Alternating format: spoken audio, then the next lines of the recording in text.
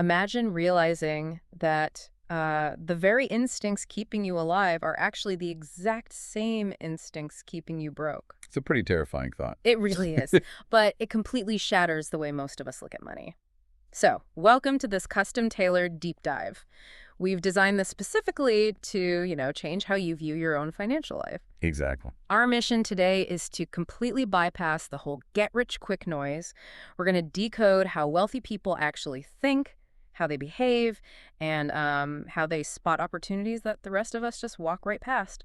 We are digging deep into the psychology of getting rich. And to do that, we're synthesizing some incredibly diverse perspectives today. We are pulling insights from, 6,000-year-old financial parables from ancient Babylon. Which is wild. Right. And we're mixing those with modern behavioral psychology, layering in strategic wealth-building frameworks, and then tying it all together with the actual mechanics of daily workplace productivity. Because what you quickly realize when you study wealth is that building it is rarely an issue of math or, knowing how to use a spreadsheet. Which completely breaks the standard financial advice we've all been spoon-fed. I mean, we're taught that it's binary, right? Earn more, spend less, and you'll be fine. Yeah, the classic formula. Exactly. But the biggest hook of this entire analysis, the thing that honestly blew my mind, is that the biggest barrier to wealth isn't a lack of money. It's a flawed mindset. Yep. Our own brains, our evolutionary programming, they are actively working against us. And that biological programming is exactly why we need to break down not just what the wealthy do, but why they do it. Right. Because before you can learn how to accumulate wealth, you really have to understand why the vast majority of people are subconsciously programmed to stay trapped in a cycle of scarcity. Yeah. It all begins with what the sources identify as the emotion trap. Okay, let's unpack this. Because if you look at the fundamental frameworks of wealth building, you see this cycle so clearly. Oh, absolutely. People wake up and they feel this visceral, gnawing fear about not having enough money to survive. So they go to work hoping that a paycheck is going to, kill that fear. But the paycheck doesn't kill the fear. It just hits the snooze button. The psychological relief is completely temporary. It's like taking a painkiller for a broken leg instead of actually setting the bone. That's a great way to put it. The next morning, the fear is back, the bills are due, so they go back to work. We've heard the old analogy of a donkey dragging a cart, right? Chasing a carrot dangling from a stick. But honestly, it's worse than that. How so? It's more like being on a treadmill where the speed is controlled by your own anxiety. You run faster to get away from the fear, but the machine just speeds up to match you. You are chasing an illusion that tomorrow will somehow organically bring a different result. And what's fascinating here is how the behavioral research describes the other side of that coin, which is greed or, desire. Oh, yeah, the fun part. Right. When people do get a little extra money, like maybe a bonus or a raise, their logical brain just shuts off entirely.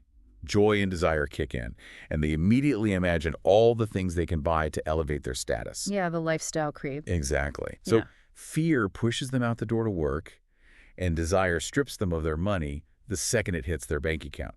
Their emotions, which are rooted in ancient survival and tribal status mechanisms, they're completely dictating their financial reality. And the craziest part about this emotional hijacking, it doesn't even stop when you get rich. No, it often gets worse. Right. The sources point out that people who have millions of dollars are often driven by a terror of losing it all.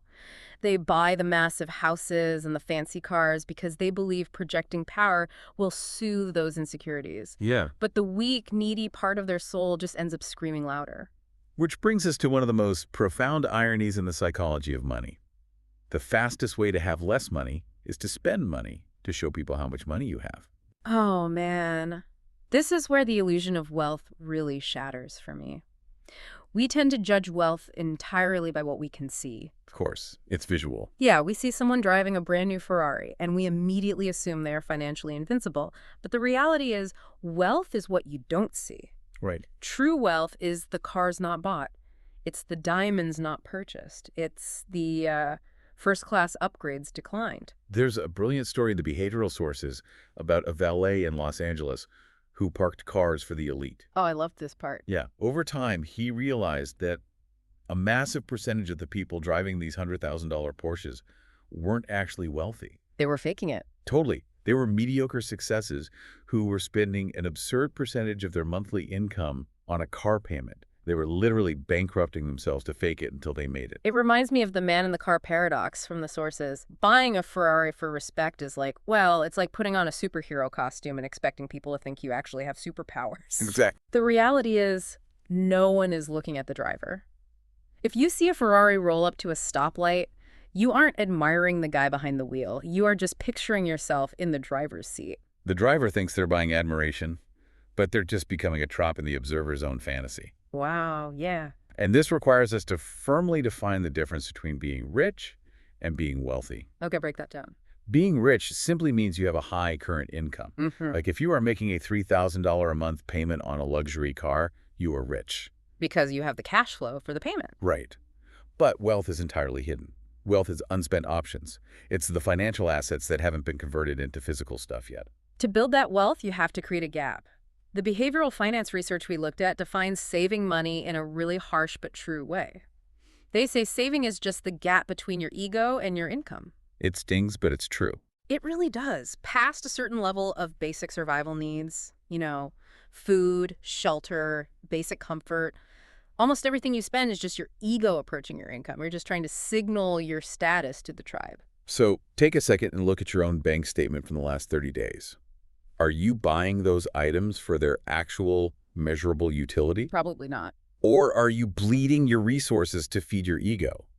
Are you trying to impress people who aren't even paying attention to you? Humility, as it turns out, is one of the most critical financial assets you can possess. So if chasing status symbols just keeps us trapped on the anxiety treadmill, what are the wealthy actually chasing?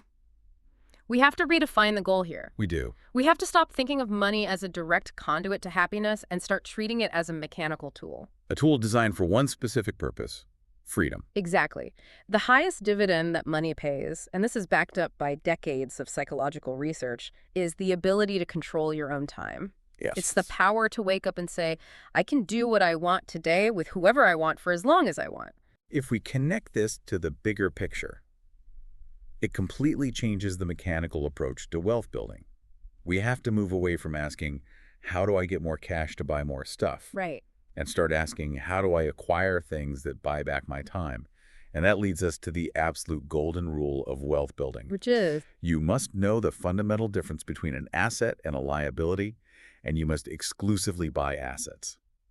It sounds so incredibly basic, but misunderstanding those two words is the reason most people struggle their entire lives. Yep. The poor and the middle class acquire liabilities that they have been, well, tricked into thinking are assets. They buy a larger house with a massive mortgage or a new boat on credit, assuming they are building their net worth. Yeah, because society says a house is an asset. Right. But fundamentally, those items are just pulling money out of their pockets every single month.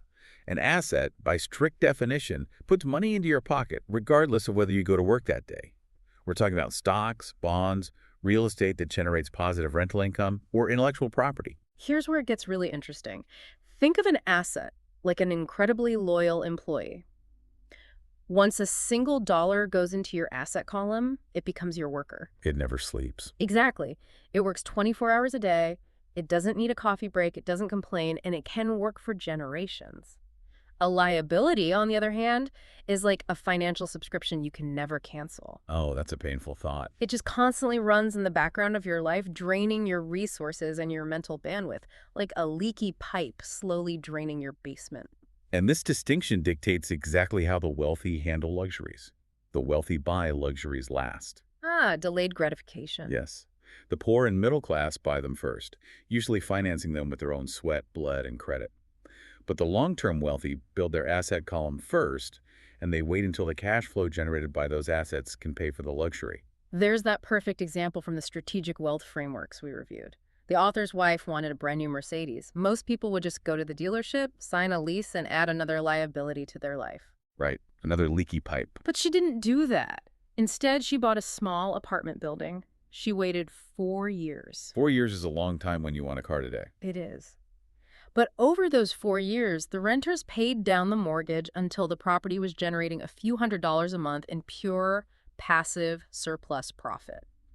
That cash flow, not her labor, paid the Mercedes lease. The asset bought the luxury. It's a brilliant mechanism. She essentially built a machine to buy her the car.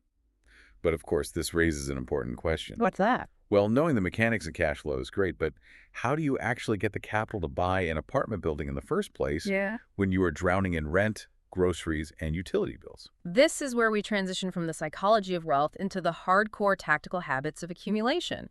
And the wildest part is that the tactics haven't changed in 6 millennia. It's crazy. We dug into the ancient financial rules from Babylon, literally 6,000 years old, and rule number one is start thy purse to fattening. And in modern terms, that ancient rule means you must save at least 1/10 of everything you earn. Yeah. If you put 10 coins in your purse, you only take out 9 to spend. You have to learn to live on less than you earn. And the modern equivalent of this ancient wisdom is the concept of paying yourself first. When you get paid, before you pay the landlord, before the credit card company, before the tax man, Yep. you take your percentage and put it into your asset column. But wait, I have to push back on this. Okay, let's hear it. If I pay myself first, take that 10% off the top, and I literally don't have enough money left over to pay my electric bill, aren't the bill collectors going to come knocking? Isn't advising someone to ignore their bills incredibly irresponsible? It absolutely feels that way on the surface. Yeah. But the sources explain the underlying psychology, and it's highly counterintuitive. Paying yourself first builds what the authors call mental money muscles. I need you to break that down. How does almost getting your power shut off build mental muscle? Well, if you pay yourself last, if you pay the landlord, the bank, and the grocer first, you make yourself the weakest entity in your financial life. Ouch. You get financially and mentally weaker because you are letting the world dictate your boundaries. You look at whatever crumbs are left over and say, well, I guess I can't invest this month. You essentially accept defeat before you even try. Exactly. Hmm. But if you pay yourself first, you are moving capital into an account that you cannot touch. Now, the electric bill is due, and you don't have the cash. The pressure of those impending bill collectors actually forces your internal financial genius to wake up. It creates a state of forced constraint. Your brain goes into overdrive to figure out creative ways to generate the extra income you need. You might start a side hustle, negotiate a raise, or sell something you don't need. You defend your assets like a fortress, and you hustle to cover the gap. So it's engineering your own pressure cooker. By taking the investment money off the table immediately, you are forcing yourself to be innovative. Capital, in this sense, isn't just numbers on a screen. It's stored energy. It's a physical manifestation of time you've already spent, and you are hoarding it so you don't have to work tomorrow. And hoarding it brings up a crucial distinction from the behavioral psychology sources. The stark difference between getting wealthy and staying wealthy. Getting wealthy requires optimism, taking calculated risks, putting yourself out there. Right. But staying wealthy requires the exact opposite emotional state. It requires paranoia. A very healthy dose of paranoia, yes. Good investing and maintaining wealth isn't necessarily about making a dozen genius decisions. It's about consistently not screwing up. Just don't make the big mistake. Right. It requires a radical frugality. People with poor financial habits often justify innocently dipping into savings to buy a new TV or take a vacation. The wealthy understand that capital is sacred. Savings are only used to deploy and create more assets, never to pay for consumer liabilities. So we've covered the massive mindset shifts. You have to conquer the ego trap, fundamentally understand assets versus liabilities, and engineer the pressure to pay yourself first. Of the foundational stuff. But to actually execute these strategies, to have the mental energy to hustle and awaken that financial genius to pay those bills, you need time and focus. You absolutely do. And that is why we incorporated the Workplace Productivity Guide into this deep dive. Because wealthy people don't just act differently with their bank accounts. They act completely differently in their daily workflows. The single most powerful asset any of us has is our mind. Opportunities to build wealth are rarely seen with your eyes. They are seen with your mind. That's a great point. You don't physically see a great real estate deal. You calculate it. You don't see a market inefficiency. You conceptualize it. But if your mind is constantly cluttered with a million emails, back-to-back pointless meetings, constant notifications... They're functionally blind. Yes. You can't spot a life-changing opportunity if you are chronically mentally exhausted. And this brings up a brilliant distinction from the productivity sources, the difference between efficiency and effectiveness. Most people in the corporate world focus entirely on efficiency. They just want to do tasks faster. Right, and there is a great analogy for this from the sources. You could be incredibly efficient at building a ladder. You work fast, you don't make any mistakes, you use the perfect tools. Okay. But if you build that ladder in your upstairs bedroom and your actual goal was to pick apples from the tree in the garden outside, Oh, wow. you weren't effective, you were just efficiently doing the wrong thing. Now you have to dismantle the whole ladder and start over. If we connect this to the bigger picture of wealth accumulation, working 80 hours a week for a standard paycheck so you can buy a luxury car on credit, Sounds exhausting. that might be highly efficient work. You might be the best employee at the company.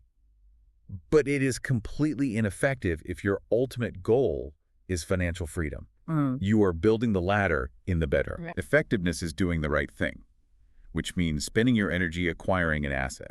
So how do we actually reclaim the mental bandwidth to be effective? The Productivity Guide gives us some ruthless, practical strategies. Yeah. First, you have to actively identify the time stealers in your life. Those are the people or the systems that constantly interrupt your workflow with non-critical matters, completely breaking your state of deep concentration. And even worse than the time stealers are the incrementalists. Oh, these are the worst. Think about your own day tomorrow. Have you ever had someone ask you for a report on, say, U.S. sales figures? You drop what you're doing, finish it, send it over, and 10 minutes later they reply, "Oh, this is great. Can you do the UK numbers too?" It never ends. So you spin the wheels up again. Then they ask for Germany. They drip feed requests. The sources say you have to ruthlessly identify these people and force them to give you the full scope of their request up front to avoid duplicate work. It's all about aggressively managing your inputs. The wealthy are fiercely protective of their time because time is the soil where wealth grows. I like that. The guide recommends identifying your specific focus time. That's the 2 or 3 hours a day when your cognitive powers are at their absolute peak, and fiercely blocking it out. Guarding it with your life. Exactly. No emails, no drop-ins, no interruptions. Learning to say no is not just a productivity hack. It is a wealth preservation strategy. If you become the default problem solver for every minor issue around you, you will sink. You literally have to put up emotional boundaries, streamline your processes, learn to be content with ending a meeting early if the agenda is covered. And why? Not just so you can go home and watch television, but so your mind remains sharp. Right. So you have the unallocated space to create your own luck. People tend to think luck is just lightning striking from the sky, but financial intelligence is about positioning yourself to catch that lightning. You have to be ready for it. If you are constantly putting out fires because you're disorganized, you will never have the mental space to assemble a complex investment deal. Which is really the core work of getting wealthy. Assembling investments, researching a changing market, looking for the hidden bargain. Yeah. You need the physical energy to walk a neighborhood looking for undervalued real estate, or the quiet time to read and learn about an emerging industry. If you are burned out from being nearly efficient at someone else's tasks, your financial genius stays permanently asleep. So, what does this all mean when the rubber meets the road? How much of your day is spent being merely efficient at a task that doesn't actually move the needle toward financial independence? That's the real question. Are you guarding your time so your mind has the room to work for you? It requires a radical shift in perspective. You can no longer look at your time and your attention as infinite resources. You have to treat them as your most precious initial investments. Okay, let's bring all of these disparate threads together. Getting rich isn't about mastering the math on a spreadsheet. The math is actually quite simple. Very simple. It's about mastering your own evolutionary ego. It's about fundamentally understanding the difference between true assets that work for you in the background and leaky liabilities that disguise themselves as wealth while draining your resources. It's about embracing the discomfort of paying yourself first, engineering that positive constraint to force your financial muscles to grow. And it's about ruthlessly protecting your mental bandwidth and your time so you remain highly effective, building the ladder in the right place instead of just efficiently working yourself into exhaustion for someone else's goals. Before we wrap up today, I want to leave you with one final thought that builds on everything we've discussed, but flips the script just a bit. Oh, okay. Let's hear it. We've spent this entire deep dive talking about the power of frugality, hoarding your assets, and ruthlessly protecting your time to build a fortress for tomorrow. Right, the paranoia of staying wealthy. Exactly. But consider this. At what point does extreme frugality become its own ego trap? Oh. If wealth is ultimately just a tool to buy freedom and design the life you want, when does saving for a theoretical tomorrow start costing you the irreplaceable experiences of today? The ultimate financial masterstroke isn't just dying with the biggest bank account. It's knowing exactly when to stop hoarding and start deploying that stored energy to actually live. That is a brilliant corollary to leave on. Don't sacrifice the irreplaceable experiences of today just to optimize a spreadsheet for a tomorrow that isn't guaranteed. We started this deep dive talking about how we expect wealth to be a clean, precise math equation. But it turns out the spreadsheet was never the problem. The psychology is. Once you clear up the murky waters of your own mindset, the math takes care of itself. Take that thought with you into your day. Thanks for joining us on this deep dive, and we'll catch you next time.